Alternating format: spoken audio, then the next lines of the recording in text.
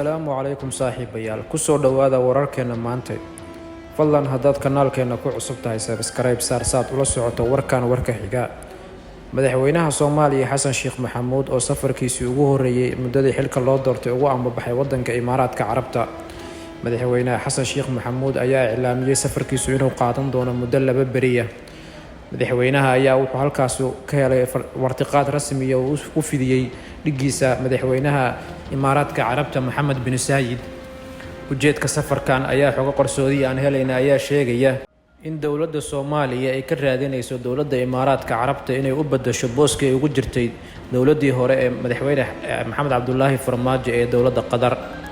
Dowladda Imaaraadka ayaa aad u xiiseynaysa inay ka saarto meesha Qatar ina gacanta ku hayso siyaasad ahaan dowladda Soomaaliya. Dowladda Soomaaliya ayaa aad uga raadinaysa dowladda Imaaraadka inay ka kabto miisaaniyad sanadeedka si ay u bixiso mushaharaadka ciidamada iyo shaqaale waaxidka dowladda. Maalinta labaad ee safarka ayaa ilo qarsoodi aan helayna ayaa sheegaya in madaxweynaha Soomaaliya Xasan Sheekh Maxamuud uu halkaas kula kulmi doono wasiirka arrimaha dibadda ee dowladda Israa'iil. halkaas ayna ku wada hadli doonaan sidii la iskugu soo dhawaan lahaa dowladda Soomaaliya iyo Israa'iil.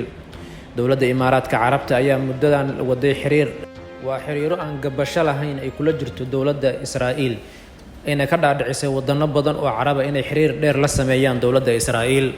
Madaxweyne Xasan Sheekh Maxamuud ayaa intaan la dooran safar qarsoodi ku tagay dowladda Israa'iil halkaas oo dad badan ay iska weydiiyeen. Jariidada afka dheer ku hadashay New York Times ayaa soo xigatay diyaaradda Haya Airlines oo ka duushay magaalada Muqdisho toos uga degtay wadanka Israa'iil inuu saarnaa madaxweynihii hore ee Soomaaliya markaas musharax ahaa Xasan Sheekh Maxamuud. Xasan Sheekh Maxamuud ayaa sidoo xilka ugu soo laaban lahaa oo madaxweyne u noqon lahaa u fuulay geed dheer iyo geed weyn. Arrintan ayaa halis ku ah dowladda Xasan Sheekh oo hadda hogaaminayo haddii uu xiriir rasmi ah oo iclaamiyo uu la saxiixdo dowladda Israa'iil. Shacabka Soomaaliyeed ayaa aad loogu tiriyaa inay aad u taageeraan dowladda Falastiin ayna aad u necab yihiin Yuhuudda. Shacabka Soomaaliyeed ayaa marna yeeli doonin inay heshiis qoto dheer la saxiixdaan dowladda Israa'iil. halka madaxweyne Xasan Sheekh Maxamuud uu ka raadinayo dhaqaale maaliyadeed iyo dhaqaale awoodeedba in la siiyo dowladdiisa.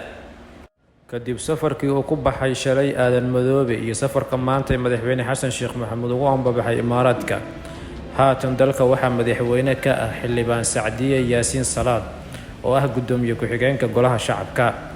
Sacdiye Yaasiin ayaa ka soo jeeda dhankaas iyo maamulka Puntland. Sacdiye Yaasiin ayaa ah qabiilada 0.5ka oo loo yaqaano ee kala qaybsiga xagga awood qaybsiga qabiilada Soomaalida.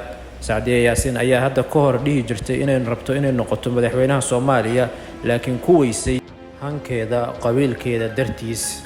Sacdiye Yaasiin ayaa ah kusiimaha madaxweynaha dowladda Soomaaliya haatan ayada ayaana wadanka ka arrimisa.